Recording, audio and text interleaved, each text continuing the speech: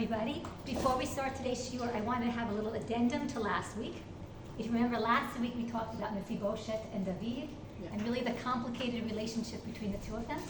And we ended with a question in terms of why it seems that David was somewhat harsh with Mephibosheth, and we saw a clear contrast to his behavior with Mephibosheth as compared to Shimi ben Gera, if you remember.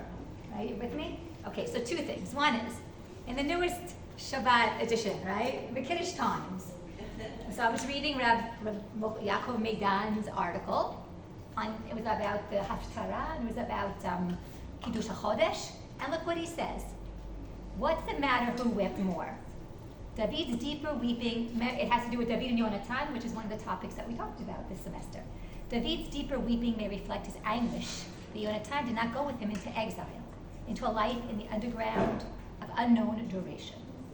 This reading aligns force with David's later anger at Mephibosheth, Yonatan's son, for failing to join him when he fled from Avshalom.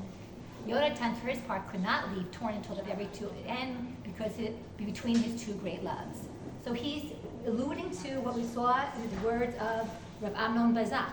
Right? According to Rav Amnon Bazak, David's reaction was an outgrowth of the fact that Yonatan had also left him for his father. So it's interesting that Rabbi Yaakov Meidan adopts that reading, and it came in the sweet thing. Okay, the other thing I wanted to mention is that I just wanted to finish off the story with Shimi ben Gera. David basically forgives him, right? And says to Abishai ben Zeruiah, don't touch him, leave him alone, in sharp contrast. But I just want to make sure it's very clear to you that before he dies, David, he very clearly tells Shlomo, be careful of whom? Shimi ben Gera, and make sure he doesn't die a natural death. All right, so it's not that he's absolved forever, but David felt that he couldn't bring him to justice, but he's leaving that in the hands of his son. Okay, so I wanted to make sure that was clear. Didn't get to it last week. Okay, so today we're going to end off with, if we're talking about loyalty and friendship, well, the story of Naomi and Ruth. We all know the story. We all know the story. We all know the friendship. But I just want to sort of highlight certain things that I think I find very meaningful, and one or two things which I've never really noticed before. Okay, so we're at the beginning of the Megillah, we're on the first source, and we're told, Vahi bimei shvot hashoftim, at the time of the judges, Vahi rav va'aretz, and the famine in the land, Vayelech ish mi Beit Lechem Yehuda lagur b'snei Moab, hu v'ishto u'shnei banav. And a man goes from Beit Lechem Yehuda to live, to sojourn in the fields of Moab, he, his wife, and his two sons. And now we're in Pasuk Bet. V'shem ha'ish Elimelech, v'shem ishto Naomi. His name was Elimelech, and his wife's name is Naomi. V'shem shnei vanav, and his two sons are named Machlon v'Chilion, Ephratim, the very important people, mi Beit Lechem Yehuda, from Beit Lechem Yehuda, v'yavo stei Moab v'yusham. And they came to Moab, and they stayed there. Pasuk Gimel. V'yamot Elimelech ish Naomi. Elimelech, the husband of Naomi, dies. V'tishaer hi u'shnei vaneha. And she's left, she and her two sons. Pasuk Dalet. Vayisu lahem nashim Moabiyot. They married Moabite women. Shem ha'achad Orpah, the Shem ha'shemit Ruth. One is named the first Ruth, Orpah, the next Ruth. Vayishru sham ke'eser shanim. They were there for about 10 years. Vayamutu gam shnehem. And these two also died. Machlon v'chilion. Vatishaer ha'isha, and the woman is left. Mishnei v'iladeha u'meisha, from her two children and her husband. And so we know these psukim very well, and the tragedy in these psukim is immense tragedy. We read it in a second, but we can only think about the tremendous pain that they went through, and specifically Naomi, because she's the one who's left with nobody. And it transpires over a period of about 10 years, right? Because it says that they were there for about 10 years and then they died. Okay, so I just want to highlight certain things regarding this first section. First of all, notice what Rashi writes, Vayelech ish, on the first verse. Ashir gadol, he was very rich. Hayad ufarnes hador, and he was one of the sustainers of the generation. Rashi is picking up on the word ish. The word ish in modern Hebrew means what? Man. But in Tanakh, the word ish means an important person. Alrighty? So he was an important person, he was a sustainer of the generation. Vayitzei me'eretz Yisrael l'chutz la'aretz mipnei tzarut ayim. And he left Israel because of tzarut ayim. What does tzarut ayim mean? The narrowing of the eye, but what does that mean in stinginess, right? Because he's stingy. Shaita einot tzara ba'aniyim haba'im l'dochko, because his eye was narrow, he was stingy regarding those who were poor that were coming, knocking on his door. L'chach ne'enash, and that's why he was punished. We'll get back to that in a moment. And then we're told, notice, vayelech hu v'ishto u'shnei banav. Notice the verb is in the singular or the plural, vayelech? Singular. All right, so what does the Midrash tell us? Hu ha'ikar. He's the main one. V'ishto tfela. His wife was secondary. Ubanav tfelin lahen. All right, the singular verb is, what is it teaching us? That he was the breadwinner of the family. He was the decision maker. He goes, as a result of him going, so too what? His wife and his 2 sons. And that's alluded to by the singular verb. And look what Aviva Zornberg wrote a very interesting article called The Concealed Alternative. We'll see what that means later on regarding Megillat's root. And look what she writes. She writes, and a man went. The verb is singular. He went by himself. Not even his wife or his children are included. The family is added on at the end of the verse as a kind of afterthought. What we have here is sterile individualism. He goes to protect his own interests. He doesn't want to have to provide for anyone. He doesn't want to have to give up a bounty of himself to anybody. Through complicity, Naomi, as his wife, also suffers from stinginess, the refusal to open up. Okay, so she certainly, Aviva Zornberg certainly says that he is the protagonist here. He's the one leading the family. But through complicity, the fact that what she acquiesces to his actions, it's as though she suffers from the same drawback. This is what Aviva Zornberg writes. We'll talk about that later on. But we know here clearly that it's Elimelech that's leading the family. Now, why is Chazal saying this? What's leading them to say that there's stinginess involved here? But why not some other sin? What's pushing them? There was no famine or anything. Okay, so therefore if there's no famine, then people won't have to come for anything, and therefore it won't be connected to their possessions. Right, but they're not leaving because of the famine either. Well, they are leaving because of the famine. We're told They here. are. Vayhi rav va'aretz vayilech ish Okay, mibeit lachem. fine, all right. Okay. Yeah. There's a stinginess because he was a leader, and he chose not to lead, and he chose to go live with the enemy, which is mind-boggling. So it's, who would do such a thing except somebody who's so concerned only about himself? Okay, so I want to, Stay in Moab. right, so I think we want to point out something interesting. Open up the Sefer Devarim, chapter 23, verse 4. Devarim Chav Gimel, Pasuk Daled. Right, if you can say Devarim Chav Gimel, the Torah has something to say about the Moabites, right, and the Ammonites. Okay, so it's chapter 23, verse 4. Okay, Lo yavo Ammoni u'Moavi b'Kal Hashem. Okay, the Ammonites, the Moabites can't join the children of Israel. Gam dor asiri lo yavo lehem b'Kal Hashem ad olam. Not in even the 10th generation. Why? Pesukei. Al dvar shelo kidmu itchem etchem b'lechem u'v'mayim b'derech b'seitchem miMitzrayim. Because when you left Egypt, they didn't give you what? Water or bread, and then they also hired Balaam to curse you. What is Ammon and Moab? What are they known for in the Torah? What is their sin?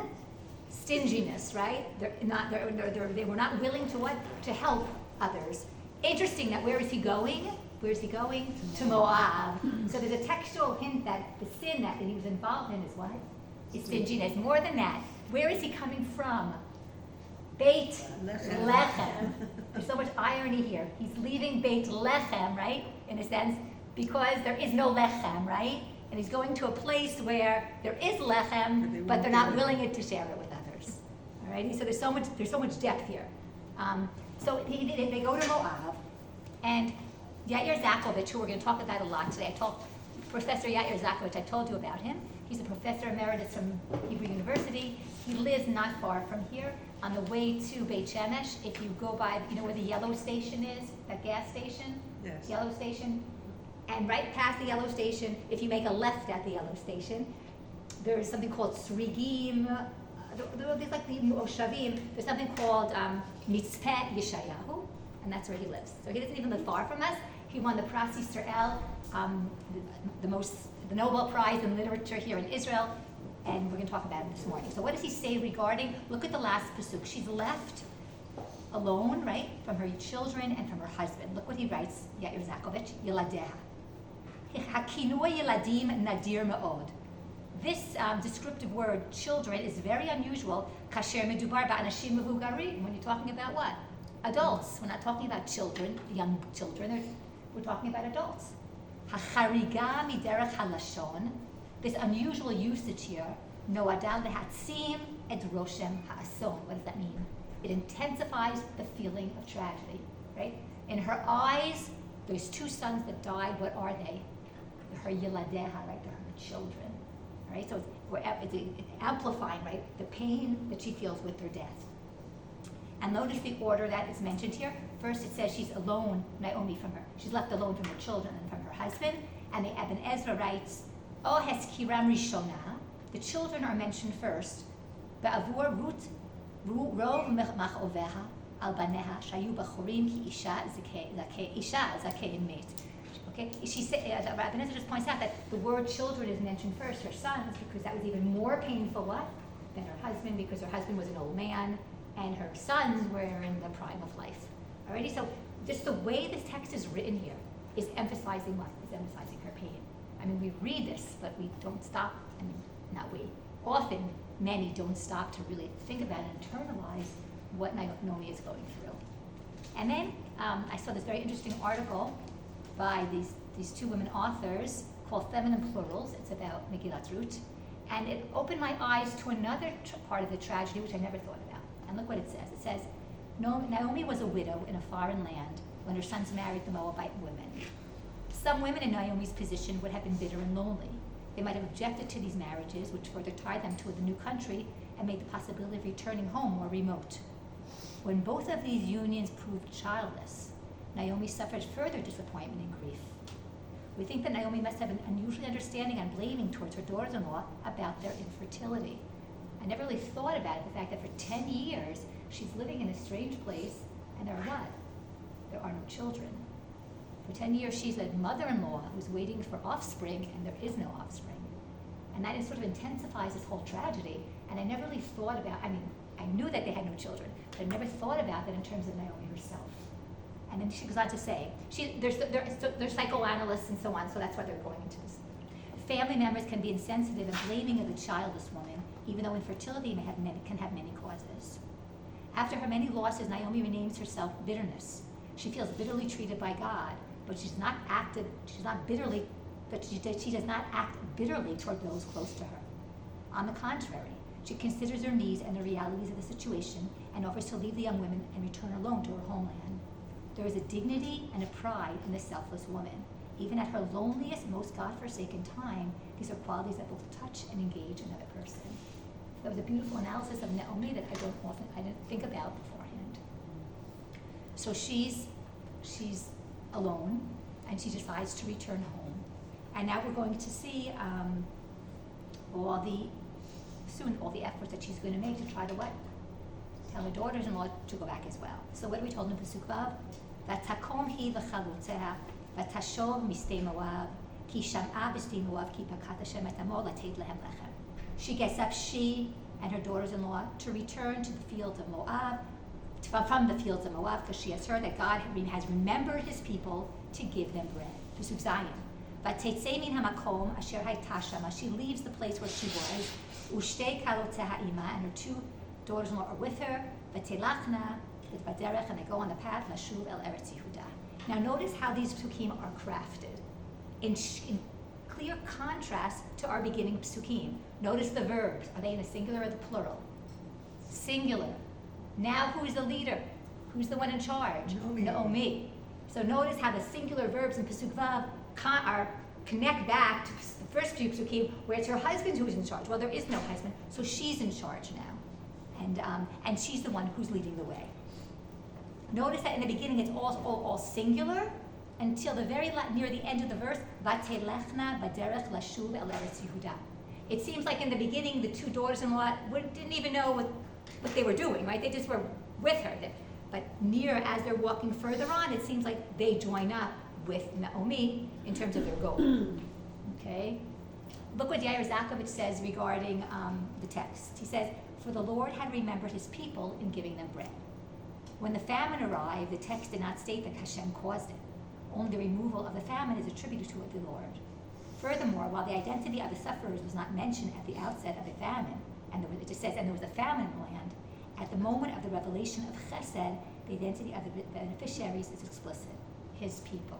Right? So it's beautiful when Hashem is remembering them. We have the name of God used, and we have the word what? His nation. So too at the end of the Megillah. Open up for a moment to Perek Dalet, Pasuk Yud Gimel in Megillat Ruth. The only other time where the narrator mentions Hashem. I'm not talking about where one of the characters does. In Megillat Ruth, Perek Dalet, Pasuk Yud Gimel.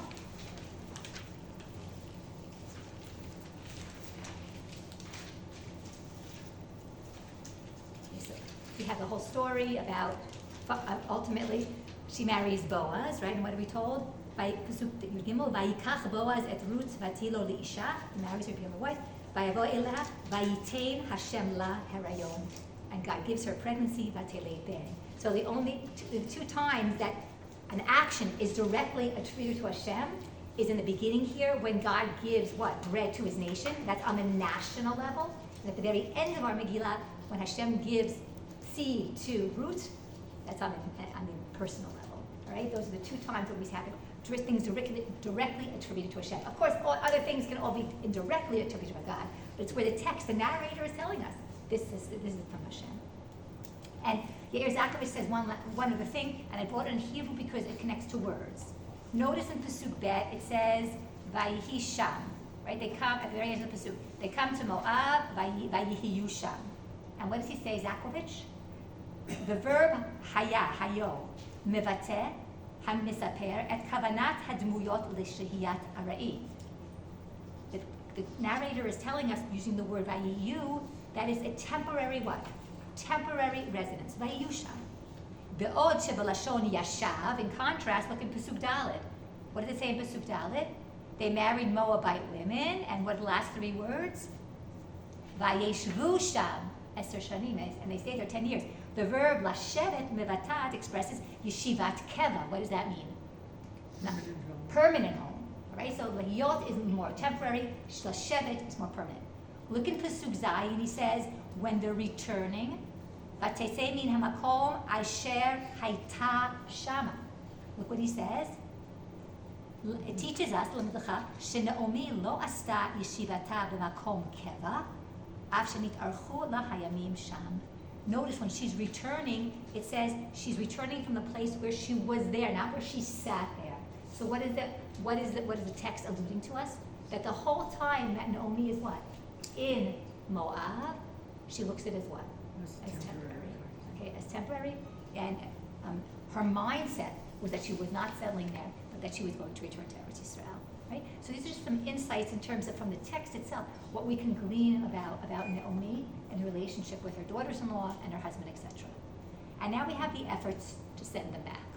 And really, it's an ongoing effort, right? It's not just a one-time sentence that she says, but it's going to take some effort in order to push them back. And you'll see there are numbers. In a few moments, we'll explain what the numbers mean. But let's look at the first attempt. She says, "Vatomer Naomi l'shtei kaloteha." She says to her two daughters-in-law, "Lechna, go, shovna, return." And obviously the word lashuv is the ongoing verb, right? It's the main verb in our first chapter. Go, isha lebeit ima. Each one go back to what? Her mother's house. Notice not her father's house, but what? Her mother's house. She's a woman speaking. She's a mother-in-law speaking, and she's saying, go home to your mother's house. Where else in Tanakh do we have mention of a mother's house? Does anybody know? Usually it's the father's house. With the story of Rivka. Excellent. With the story of Rivka. All right, when he comes from the well, he back to her mother's house. She goes back to her mother's house. Also in Shir HaShirim. If you go back to your father's house, it's more of a public announcement, and he has to do something with you. Mm-hmm. Could be. Go back to your mother's, she takes you to her tent, and nobody has She to feeds you know. chicken soup and. Yeah, but nobody has to know. But to the father's house, Could be it's more more, of yeah. a public Right. announcement. Could be. We used to laugh, my husband and I, when we lived in Australia, we would work with all the kids, and we were shlichim, and we went to a zillion bar and bat mitzvahs, and all of them, it was so cute. When they would thank everybody, I want to thank my bubby for her chicken soup, like it always like an ongoing thing.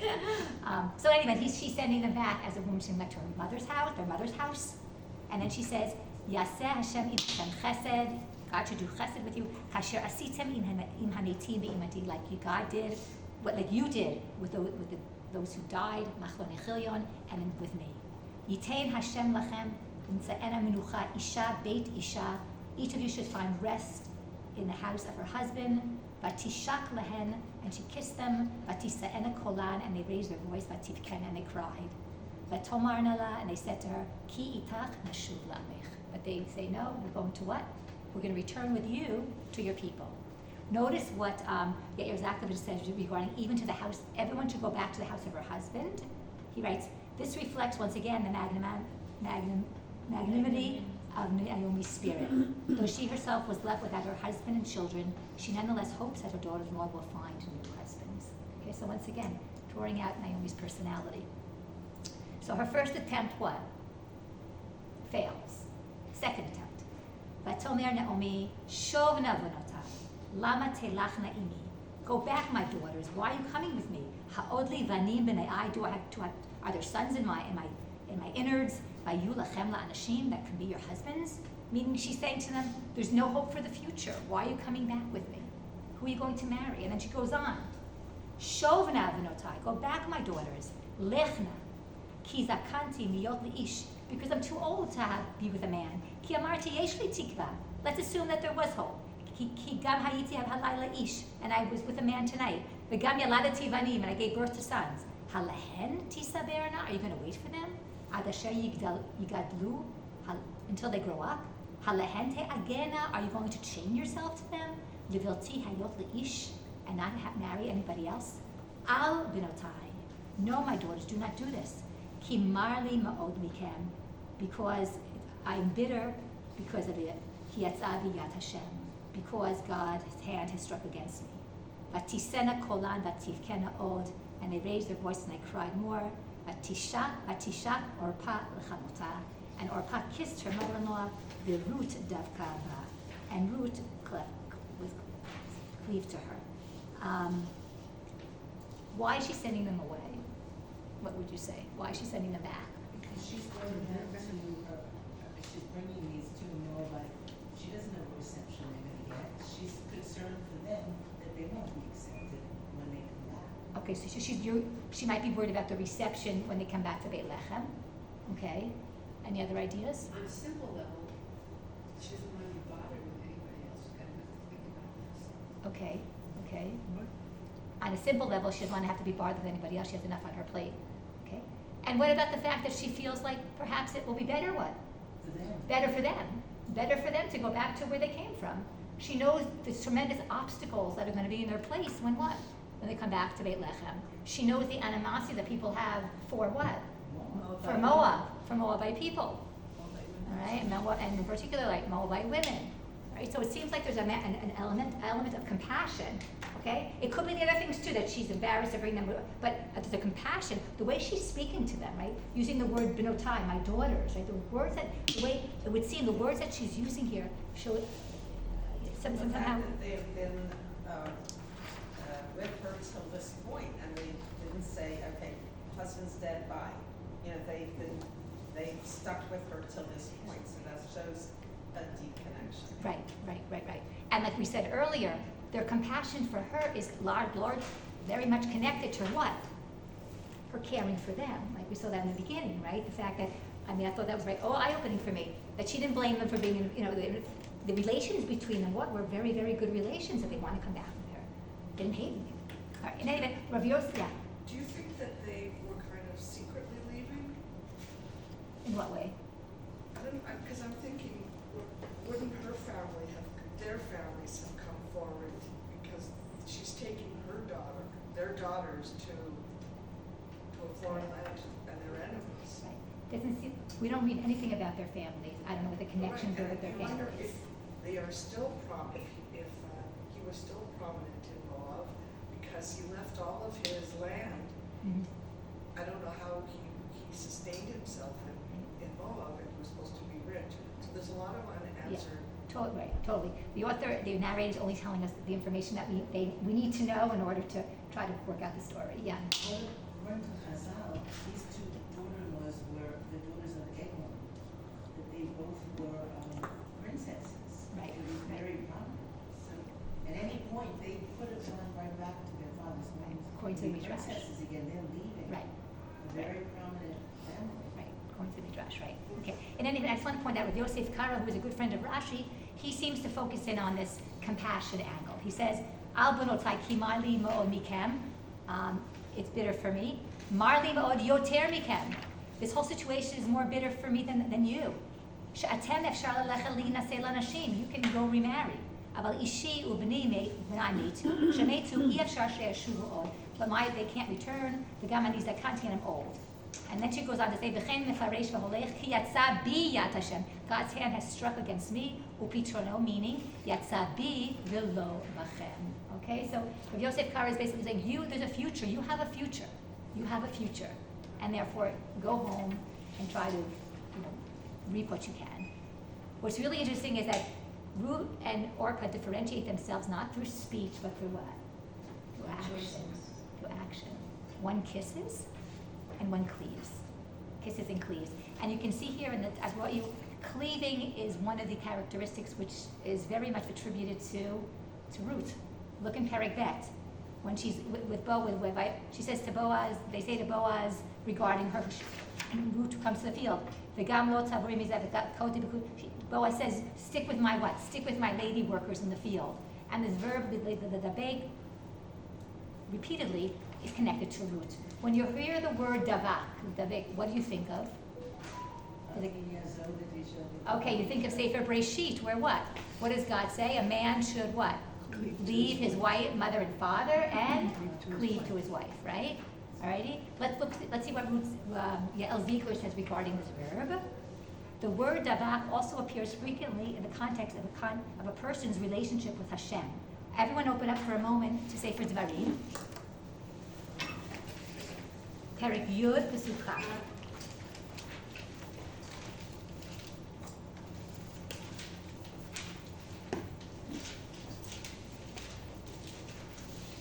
Perek Yud Pasuk Chaf. There's actually here, it's a tzivui, there's a command. What are we told? Perek Yud Pasuk Chaf. Et Hashem Elokecha tzira, oto, tzira, you should fear God. Oto ta'avod, you shall worship Him. Ubo tidbak, and what should you do? Cleave to him. Ubishmo tishavea, and you should swear only in his name. All right, so we have this idea, a command to what? To cleave to God. And if you go earlier just for a moment, go to just Perek Dalet, Pasuk Dalet, and say Putarim.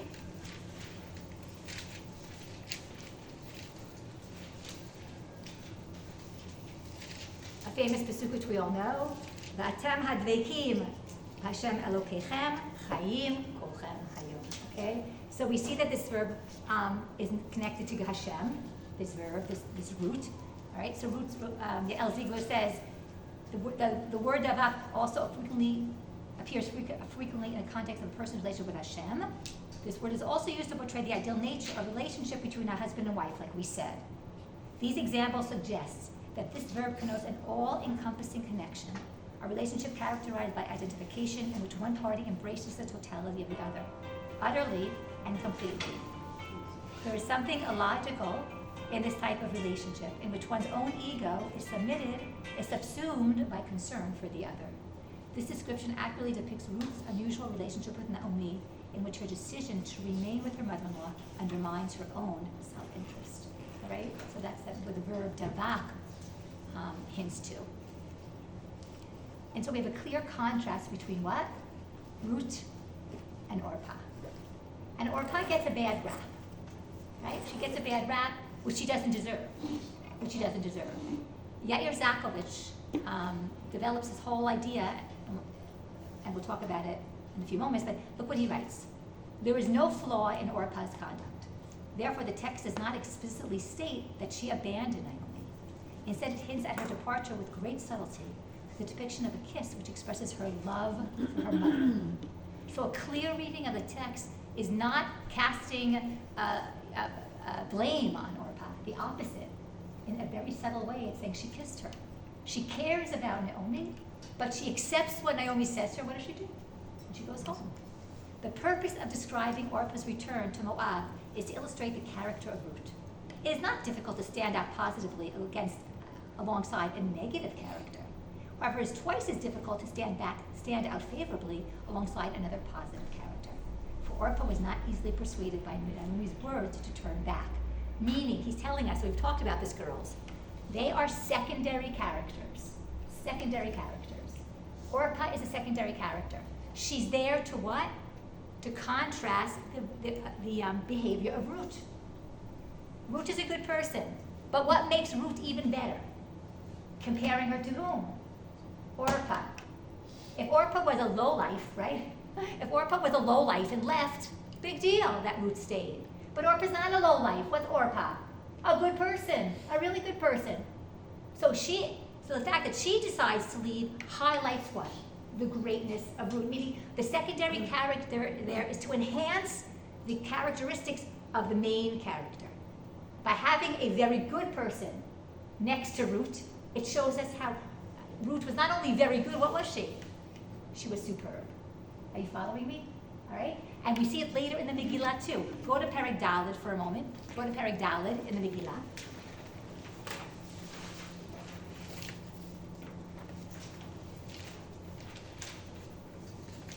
In Perek Daled, there's going to be a wedding, right? There's going to be a marriage. Who's offered the root first? Who remembers? What was it? Perek Daled, well, it's from the beginning. Alrighty? Who's offered Ruth to marry Ruth in the beginning? Do you remember? Ploni Almoni, right? Ploni Almoni, which means John Doe, right? John Doe is offered Ruth. And what's his initial reaction? Okay, great, I'll marry her. But then what happens? All right? Well, it was that he was going to accept the fields. Right, That was, and then he realized he was gonna have to marry. right, exactly, okay, right? And Vayomer, okay, Pesuke, right? Thank you, Anne. Vayomer Boaz, Vayom kanotcha hasadeh miyad Naomi, the day you get the field, Omeid Ruth HaMoaviyah, Eshet Hamet, Kanita lakim et shem hamet al nachalato. At that moment, when you get the field, what else do you have to do? Sorry, I also have to marry Ruth. So what's his answer? Vayomer HaGoel, lo uchal ligol li pen hashchit and nachalati. I can't do that. I'm scared of what? Destroying my future. You do it instead. Now, is Ploni Almoni, is he a bad guy? No. Ploni Almoni is a regular guy. He's a John Doe. Right, exactly. He's John Doe. He's a regular guy. He's happy to have the field. But the minute they say, oh, well, comes Ruth, wait a minute, that's already jeopardizing what? My future. So he's not a bad guy. And he refuses. Who does marry Ruth? Boaz. So if you put Boaz next to John Doe, what does it tell us about Boaz? How extraordinary Boaz was. So that's the idea of a secondary character. Both Orpah and Ploni Almoni are similar. Okay? They're both, even Orpah's even a little bit better. I don't want to put her on the same line because she's actually one part of turning back, right? But they're basically both decent people, good people. And they would, but their appearance in the story even enhances what? The level of Ruth and the level of Boaz. Alrighty? So it's interesting. Okay. In any event, so one cleaves and one kisses. And Naomi is still, in the meantime, is trying to get rid of everybody, right? So now look at the next one, up to number 4. Vatomer, and she says, Hine shava yivamtech. Your sister-in-law returned. Now, what word is being used here for your sister-in-law? Yivamtech. What's yivamtech? What does that remind you of? Yibum, right? This word is never used outside the concept of yibum, and here it's being used to say your sister-in-law. So what's the hint? What is this text hinting to? She's gone back, and probably where she goes back to, what's she going to find? Somebody to marry. And the idea of yibum is not something which is only a Jewish idea, but it was an idea also in the ancient world where people would marry those who didn't have children. And so we have a hint here to the idea: go back, find yibum in your people. Go back. Where are you looking? Number 4.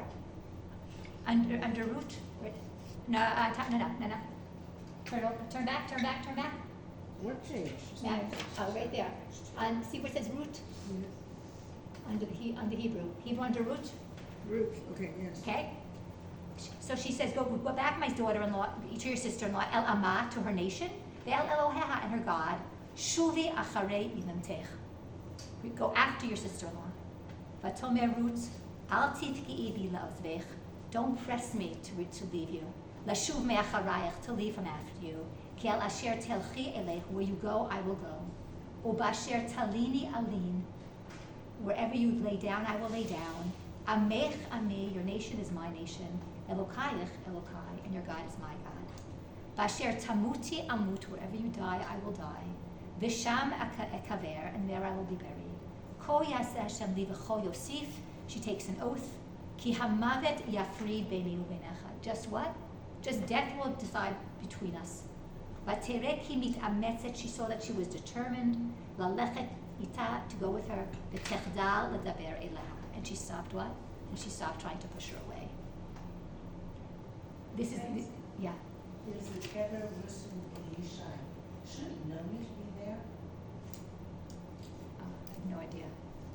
Because it's very clear that she says wherever Right, you're buried. right. I will be buried, yeah. I don't know. Buried, and it's a big place in Kever. Okay, Rusu and Yishai, my gut feeling is Naomi's there too. okay, could be. I don't know anything about it, but that's Nobody's interesting. there. Now notice, see there's the number 4 next to this last attempt to send her back? There's the number 4 and then she fails. We've talked about this earlier, but in Tanakh we have this concept of 3 and 4. Something happens 3 times, and that's sort of the norm. And then the 4th time comes, and all of a sudden the story is turned on its head. For example, with Amos, you have it there with the numbers literally 3, and then the 4th I will not forgive, exactly. And it's more subtle, like the story of Shmuel. In the very beginning of Sefer Shmuel, he's sleeping, and God appears to him. And 3 times God appears to him, and he doesn't what? Understand that it's Hashem. And only the 4th time, what? Does he realize that's Hashem. So too with Bilam and Balak. 3 times he comes to what? What's his mindset? To curse the Jewish people. And only on the 4th time does his mindset change. So in Tanakh we have this subtle pattern of 3 and 4. But 3 is a chazaka in halacha, so Right, that's nice. problematic. You're right, it's not halacha, okay? This is in Tanakh studies. Yair Zakovich wrote his doctorate on this topic of 3 and 4. He's the one who really brought this concept to the forefront, and he also, Yair Zakovich, Professor Zakovich, the one we talked about. Yeah, that's his doctorate. And he also showed how it's a literary theme also in ancient cultures. So notice in our story, he sees the pattern of what? 3 and 4. 3 times, what is Naomi trying to do? She's trying to what? Push everybody back, and she does. The first 3 times she's successful, but what happens on the 4th time? The story is turned on its head, and Ruth what? Refuses to go. Look what he writes. He writes, in biblical logic, the number 3 functions as a symbol of structural completeness or thematic cluster, while the number 4 represents the overflow, the climactic addition or the final straw that breaks the established pattern. It's a sophisticated literary tool used to heighten the climactic nature of the 4th element. In this arrangement, the first 3 elements serve as a pedestal, creating a sense of anticipation and preparation. The 4th element is the true focal point, the specific detail that author intends to emphasize above all others. So the 4th here is what? Ruth's refusal to go home, and she stays with Naomi. Alrighty? And we have these beautiful, beautiful words. And if you look at the chart, we can see that Ruth's answer is in sharp contrast to what? What Naomi is trying to do. Naomi says, "Return, my daughters. Why should you go with me?" And what does Ruth answer? "Do not harm me by requiring me to return, lashuv, from following you. Wherever you go, I will go." Notice the same words, lashuv and telech. In the second contrast, she says, "Do I have husbands in my innards that you shall be for as husbands? Go, for I am old. I am too old to be with a man." And Ruth's answer is, "However you will die, I will die."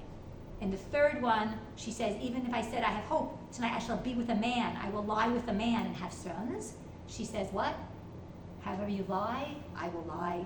And the last contrast, behold, your sister-in-law has returned to her nation and to her God, El Ama ve'el Eloheha. And what does she answer, Ruth? Your nation is what? My nation, and your God is my God. So she counters what? All the points that Naomi has made. Is she converting here, Ruth, would you say, in these Yes. words? Is she Yes. converting here? Yes. Okay. Okay, so look what the Eben Ezra writes. He says, לא ייתכן שיקחו מחלון וחיליון אלו הנשים עד שנתגיירו. It's impossible that Machlon and Chilion married them without being converted. V'ha'ed, and the proof is, Naomi sends them back El Amat ve'el Eloheha. She says to Ruth, Orpah went back to what? Her nation and her God. Alrighty? So according to Eben Ezra, they were converted earlier. So what's happening here? That's the case. Perhaps she's just reinforcing what she has taken earlier when she was married. According to Chazal, they see in these words what? Clear conversion. All right? Look what they write. The Gemara tells us. Rabbi Elazar said, what does the text mean when it says, and she, Naomi, saw that Ruth was determined to go with her, and she ceased to speak with her?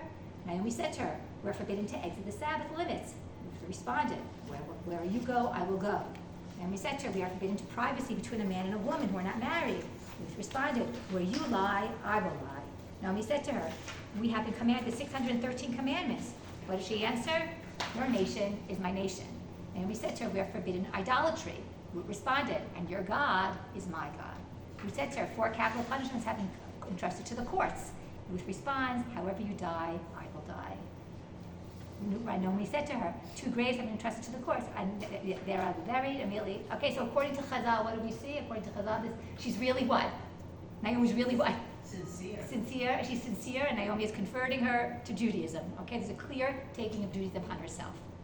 But Is there a reason, according to the text and according to the way he's listed or you listed, the order of first, second, third, fourth is different? Is there a reason why? where's When you say, in terms of 3 and then the 4. right? Where you go, I'll go, and the next one is where you oblige, I will. Oh, you say, oh yeah, that's in order to show you how, you're right, it's not in order. That's to show you how she counteracts each point that Naomi brought up. It's not in order. Yeah. I thought there was, so there's a reason not to put the last one last. I mean, the reason to put Amecha and your God is my God as number 4 is the one that overwhelms, or is there, because it's not in the same order that Ruth puts it in the text. Right, I guess because it's the most powerful. It's the most powerful, yeah. My understanding is the way the women converted was just coming into the house of her husband. There wasn't any kind of Right. formal. And now with Megillat Ruth, we see a sense of A formal. what's the formality and what are you, Mhm. it's like the, I don't know the word, but the prototype Right. of your declarations, what you take on to be The a structure, woman. it's more structured, yes. More structured. I mean, I think just typically, probably around the whole world, you came into a house and you did Right. the. Correct. Clearly there's a structure going on. There's something much more rigid, more than beforehand. Look what Rabbi Yerzakovich writes and many modern scholars. They say, Ruth's declaration does not signify conversion in the conventional sense. Rather, it represents a willingness for total social and national assimilation by one who comes to settle among a foreign people. Okay, so they call it national conversion, but not necessarily religious conversion. Okay, it's coming to a new people and accepting the norms of those people. But wait a minute, let's take a close look at the oath that Ruth takes. What does her oath say? Go back for a moment before she takes her oath. Look in number 4, paragraph number 4, verse Yud Zayin. Wherever you die, I will die. Ko ya'aseh Hashem li v'ko yasif. What does that mean? So God should do to me, and He should add to it. It's a threat. It's an oath saying such and such should happen to me, but it never tells you what should happen to you. It has no direct object, but that's how they would take these oaths. They wouldn't even mention what God would do to them, but it's taking the jurisdiction of God upon them. So shall God do to me, and so shall He even do more. But they don't say exactly what it is. But it's interesting. She uses the name what? Hashem. Ko yaseh Hashem li v'cho yosif. This is a standard oath formula. But look how it's generally mentioned. Look at the next source I brought you in Sefer Melachim. what does Izebel want to do? She wants to kill Eliyahu. And what does she say? Ko ya'asun Elokim v'ko yosifun. So shall God do, and so shall he add. And then she has her threat. But it's the same oath formula, but there are major differences between the way she says it and the way Ruth says it. What differences do you see? Hashem versus Elokim, good. And there's another change too. There are two changes here. What's the other change? Excellent. Plural and singular. Look, Ruth says, Kol yaseh Hashem. Hashem, name of Hashem. And the verb yaseh is what? Singular. Whereas Izebel, when she's talking, she says yasun, which is what? Plural. And the name Elokim. So the oath that Ruth is taking, what is it showing us about Ruth? She's serious about what? About her worship of what? Of Hashem. She's taking an oath with the name of Hashem, and she's using the singular, saying, I believe in one God and what? And not many gods. So it seems to be that in these beautiful words, she's hinting to what? She's hinting to the acceptance of what? Of this one God, Hashem, upon her. As opposed to the usual formula where it's the name of gods, it's a plural, and it's Elohim and not Hashem. So it seems to be hinting to us that Ruth is really what? Coming closer to Hashem, and is some type of more than just a national assimilation. Look, Jonathan Grossman writes, Ruth does not declare the Lord is my God, or the God of Israel is my God, but what? Your God is my God, reinforcing the notion that Naomi, rather than any particular place for her identity, is her destination. Okay, which is interesting. What's it hinting to us? That she's coming closer to God, but via whom? Naomi. That her connecting to Naomi is what, in a sense, is having her connect to Hashem. She's not coming to the God of Israel because she necessarily has this tremendous awareness of the God of Israel. She's coming to the God of Israel because of tremendous appreciation and love for Naomi. And if Naomi loves what? This God of Israel, then clearly that is the address for me. How could she even know what the God of Israel was? Right, Because you're right. she didn't experience Right. it. Through the relationship with Right, Naomi. through Naomi, Right. right? That's Now look, the only- Rabbi Soloveitchik, what Rabbi Soloveitchik writes, and he writes the following, he says, Judaic faith and theology are linked with finite experiences and meaningful human relations. By developing proper human relation structures, the Jew learns how to love, revere, and serve God. That's All right? the Kaved that we Exactly. read on Exactly. the first. Why is Kaved and Yechaveh, honor your mother and father, on the right-hand side of the tablets, between man and God, and not between man and man? Because many commentators explain, in order to have a relationship with God, in order to what? Be able to honor God, who do you have to honor? You have to know how to honor your parents. That the parents are a stepping stone to what? To coming to God. So too here, it seems Naomi is the stepping stone for what? For Ruth to becoming to Hashem. Jonathan Grossman points out something beautiful regarding this chapter. He says, they begin on the derech, right? They leave from the derech and then they come back, they're on the derech together, and look what he writes. He says, this framework underscores all that occurred between these identical expressions. Did not take place in Moab, but along the road, as they were already on their way. Threshold journeys and doorways often symbolize transition. Looks like Avraham and Akedat Yitzchak. That they were bederech. Yeah. Yes. Ruth's decision to change her national and religious identity is made in this transitory place where she left her origin, but has not yet arrived at her destination. Okay, the idea of being bederech. And I think that we're all on a derech. Our lives are a derech, right? A derech that we start and that we don't end, and is always moving from place to place in terms of our relationship with Hashem. You should just know that many of the stories in the Zohar happen what? On the derech. Okay, the same idea. In any event, they finally return to Beit Lechem, and what's the reception in Beit Lechem? Shock, right? We have shock, they return to Beit Lechem, and look at the end of the first pasuk. Vatomarna hazot Naomi. It's a female chorus. The women of Beit Shem are what? This is Naomi. They look at her. And she says to them, Vatomer elem, Al tikra'enu li Naomi. Don't call me Naomi, karenu li Mara. Call me bitter. Ki hemar shadai li ma'od. Because God has been bitter with me. Pasuk Chav Al. Ani mle'ah halachti, I was full when I left the Rekam Hashiveni Hashem, but I've returned empty. Lama tikrani li Naomi, v'Hashem anabi v'Shaddai herali. Don't call me Naomi, because God has been bitter with me. V'suchabed v'tashov Naomi Ruth Moaviva, and they return.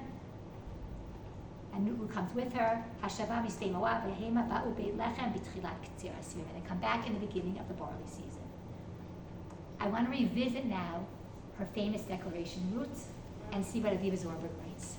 Something very beautiful. She says, note that Ruth characteristically uses the future tense. Wherever you sleep, I will sleep. Wherever you this, I will this. Wherever you this, I will. All in the future. This suggests a tremendous concern with the relation between past and future.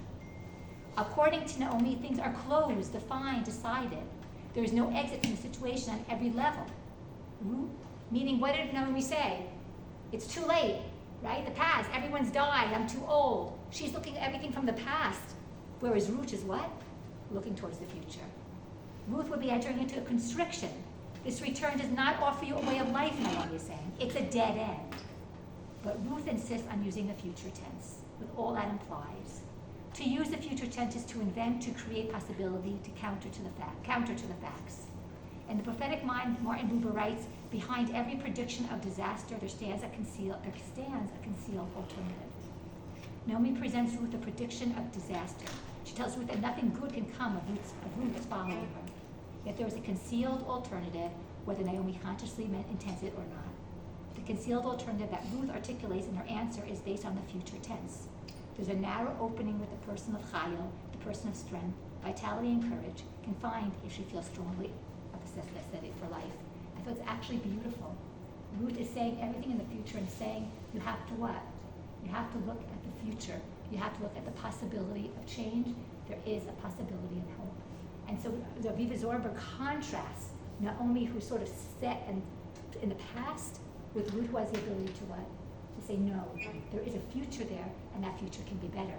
And I think so too in our lives, right? Very often we get stuck in things as they are and patterned as they are. And perhaps she's teaching us, Ruth, that no, look out, go beyond the patterns.